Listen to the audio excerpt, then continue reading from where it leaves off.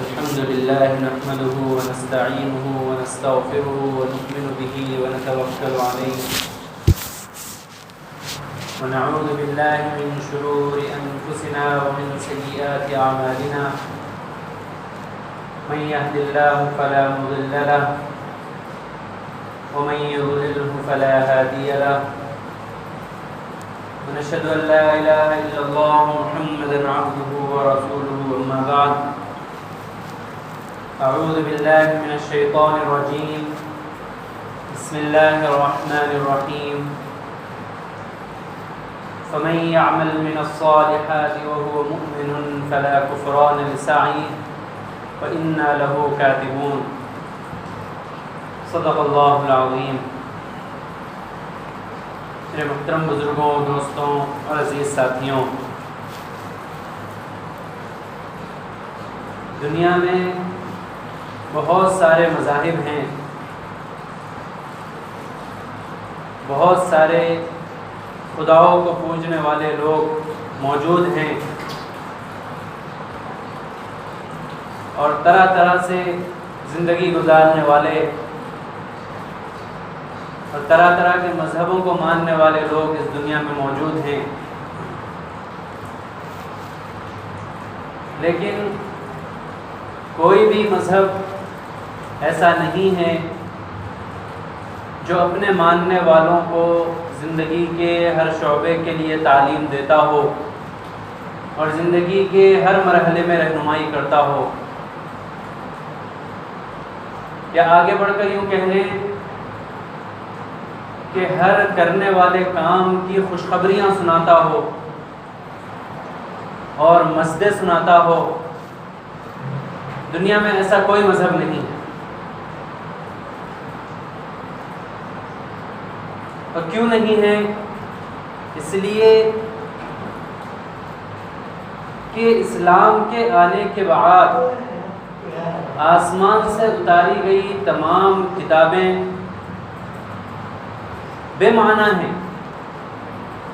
اس پر عمل کر کے اگر کوئی یہ چاہے کہ وہ اللہ کا قرب حاصل کر لے، دیگر کتابوں پہ عمل کر کے ان کے مطابق اپنی زندگی گزار کر اگر کوئی یہ چاہے کہ وہ جنت میں چلا جائے تو یہ ممکن نہیں ہے. کیوں؟ اس لیے کہ اللہ تبارک و تعالیٰ نے سب سے آخری شریعت وہ جناب رسول اللہ صلی اللہ علیہ وسلم خاتم النبیین کو دے کر بھیجی. اب جس کو بھی صحیح راستے کی تلاش ہے، اب جو بھی صحیح راستہ پانا چاہتا ہے، اس کو شریعت محمدی صلی اللہ علیہ وسلم کے مطابق زندگی بسر کرنی پڑے گی. اسی وجہ سے کوئی مذہب اپنے ماننے والوں کی مکمل رہنمائی نہیں کر سکتا.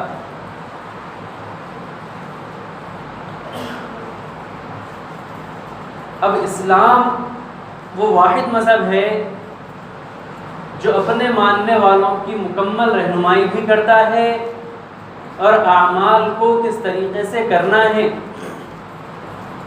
یہ بھی طریقے بتاتا ہے، اور اعمال کے کرنے پر خوشخبریاں بھی سناتا ہے. وہ کیسے؟ اس آیت سے آپ سمجھیے کہ قرآن پاک کی اس آیت میں فرمایا گیا کہ فَمَن يَعْمَلْ مِثْقَالَ ذَرَّةٍ خَيْرًا يَرَهُ، کہ جو شخص بھی کوئی خیر کا عمل کرے گا وہ اس کو دیکھ لے گا، یعنی اس کا صلہ اور اس کا نتیجہ وہ پا لے گا.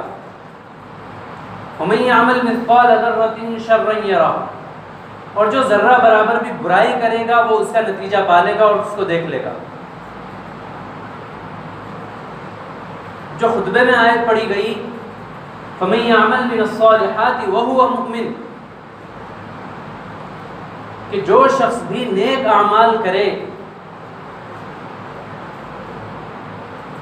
اس کے ساتھ ایک شرط لگا دی گئی کہ وَهُوَ مُؤْمِنٌ، اور وہ مومن ہو. اس سے کون لوگ خارج ہو گئے؟ کہ دنیا میں بہت سارے لوگ ہیں جو ایمان والے نہیں ہیں، جن کے پاس کوئی شریعت نہیں ہے لیکن دولت ہے، اللہ نے ان کو نوازا ہوا ہے، یہ کہہ سکتے ہیں کہ سخی ہیں اور خوب دولت خرچ بھی کرتے ہیں، غریبوں میں تقسیم بھی کرتے ہیں، شادیاں بھی کرواتے ہیں، کسی محتاج کی مدد بھی کرتے ہیں، بہت سے اچھے کام وہ انجام دیتے ہیں۔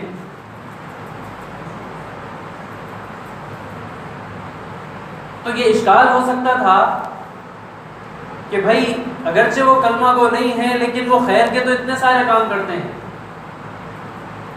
وہ تو لوگوں میں خرچ بھی کرتے ہیں، لوگوں کی ضروریات کی بھی تکمیل کرتے ہیں اور بہت سے لوگوں کے کام بھی آتے ہیں۔ تو آگے قید لگا دی گئی کہ وہ ہوا مؤمن،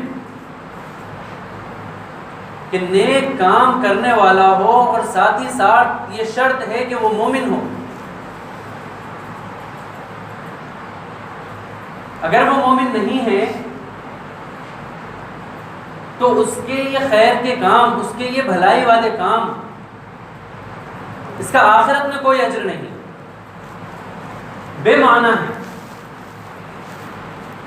ہاں دنیاوی لحاظ سے اللہ تبارک و تعالیٰ اس کو اور نواز دے، یا اس کی پریشانیوں کو ختم کر دے، یا اس کے مسائل کو حل کر دے، یا دنیاوی اغراض سے جو بھی چیزیں ہوں، ہو سکتا ہے کہ وہ مسائل اس کے حل ہو جائے، لیکن اگر آخرت میں حصہ چاہیے، اپنے اعمال کو اللہ کی بارگاہ میں پیش کرنا ہے، وہاں مقبولیت کے قابل بنانا ہے، تو اس کی شرط ہے کہ مومن ہونا پڑے گا۔ فَمَن يَعْمَلْ مِنَ الصَّالِحَاتِ وَهُوَ مُؤْمِنٌ فَلَا كُفْرَانَ لِسَعْيِهِ۔ آگے کی آیت کا ٹکڑا یہی کہہ رہا ہے کہ اللہ اس کی کوششوں کو ضائع نہیں کرتا۔ کیا مطلب ہے کہ اگر کوئی مومن بھی ہے، اس کے ساتھ نیک اعمال بھی کرتا ہے، تو اللہ تبارک و تعالیٰ اس کی ان کوششوں کو، اس کے نیک اعمال کو کبھی ضائع نہیں کرتا، یعنی اس کے لیے اجر مقرر کر دیا گیا۔ شرط یہی ہے کہ ایمان ہو، شرط یہی ہے کہ صدق دل سے کیا جائے۔ اگر آپ صدقہ دے رہے ہو، اگر آپ کسی کی مدد کر رہے ہو، خیرات کر رہے ہو، یا دیگر کوئی بھی دین کا عمل کر رہے ہو، اور اگر وہ خالص نہ ہوا، تو پھر ہمارے لیے بھی پریشانی کی بات ہے کہ وہ مقبول نہیں ہے۔ مقبول ہونے کے لیے وہ ہوا مؤمن کی شرط لگائی گئی۔ اب مومن ہونے کا مطلب کیا ہے؟ تو اس کا مطلب سیدھا ہے کہ وہ عمل اس کا خالص اللہ کے لیے ہو، اس کا دل ایمان سے بھرا ہوا۔ ایسا نہ ہو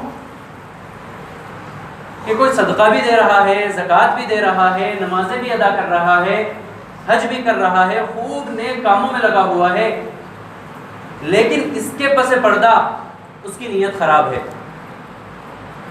یا اس کے دل میں کھوٹ ہے۔ مثلا اگر کوئی خیرات دے رہا ہے تو اس کے دل میں کہیں نہ کہیں یہ خواہش ہے کہ لوگ مجھے صدقہ اور خیرات کرنے والا سمجھیں، لوگ مجھے یہ سمجھیں کہ میں اللہ کے راستے میں بہت خرچ کرتا ہوں۔ یہ ریاکاری ہو گئی، اور ریاکاری ایک مومن کو زیب نہیں دیتی، اور جب ریاکاری شامل ہو گئی تو اس کا وہ عمل برباد ہو گیا۔ ایسے ہی ہر عمل کو آپ جانچ لیں۔ کوئی دین کے کسی شعبے سے جڑا ہوا ہے، اور اگر اس کی نیت درست نہیں ہے، کوئی دنیاوی غرض شامل ہو گئی، تو پھر اس کا وہ عمل بیکار ہے، اس لیے کہ وہ دین کے تقاضوں کے مطابق اس کا عمل ہوا ہی نہیں۔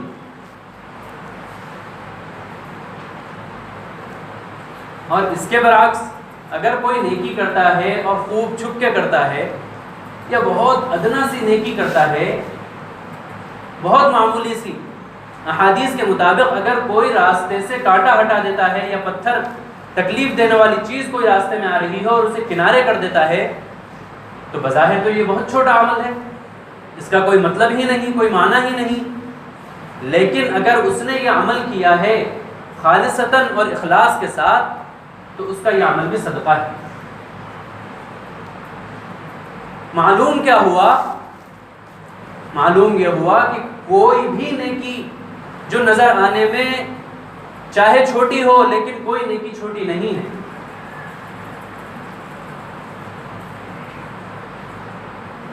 کیوں؟ نیکی کا مدار ہے آپ کی نیت پر، نیکی کا مدار ہے آپ کے اخلاص پر. اسی لیے کسی بھی نیکی کو چھوٹا نہیں سمجھنا چاہیے. جہاں نیکی کرنے کا موقع ملے نیکی کر دو اور اپنے دل کو صاف رکھو. اور اگر کوئی کھوٹ آتا ہے، خود چاہنے کے باوجود بھی اگر کوئی دل میں خیال آتا ہے دکھاوے کا، ریاکاری کا یا پھر دنیاوی کسی غرض کا، تو اللہ سے دعا مانگو. اللہ دلوں کا بدلنے والا ہے. ان قلوب بنی آدم اصبعین من اصابع الرحمن، کہ انسانوں کے قلوب اللہ کی انگلیوں کے درمیان میں ہیں. اللہ جس کو چاہے جب چاہے پلٹ دیتا ہے. بہت سے ایسے واقعات ہیں کہ ساری زندگی نیک بن کے گزاری، عبادت گزاری میں گزاری، لیکن آخر وقت جب آیا تو مرتد ہو گئے، دین سے پھر گئے. کوئی ایسا عمل کر دیا کہ جو اللہ کی ناراضگی کا سبب بن گیا اور ساری زندگی کے اعمال ضائع ہو گئے. اور ایسے بھی واقعات ہیں کہ ساری زندگی کفر میں گزاری، گنہگاری میں گزاری، کبھی زندگی میں اللہ کے سامنے سجدہ ریز نہیں ہوا، لیکن موت سے پہلے کوئی ایسا حادثہ اور واقعہ پیش آ گیا کہ اس کے دل میں ایمان اتر گیا اور کلمہ پڑھا اور کچھ ہی وقت کے بعد انتقال ہو گیا. ایسے بہت سارے واقعات ہیں. تو اللہ نے اس کی زندگی بخش دی، اس کی بخشش کر دی اور اس کے گناہوں کو نیکیوں سے بدل دیا. تو سارا معاملہ جو ہے وہ اخلاص نیت پر ہے. سارا معاملہ جو ہے وہ آپ کے دل کی کیفیات پر ہے. تو عبادتوں میں سب سے زیادہ جو محنت کرنی ہے وہ اپنے دل پر کرنی ہے کہ دل ہمارا پاک صاف ہو جائے، ریاکاری سے پاک ہو جائے، دنیاوی اغراض سے پاک ہو جائے، اور عزت چاہنے سے یا دنیا طلبی سے، ان تمام بیماریوں سے ہمارا دل صاف ہو جائے.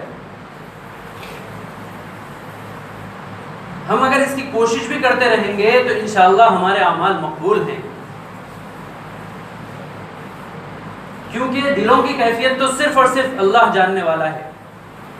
ہم اور آپ کسی پر یہ حکم نہیں لگا سکتے کہ فلاں شخص کا جو عمل ہے وہ اللہ کے لیے نہیں ہے،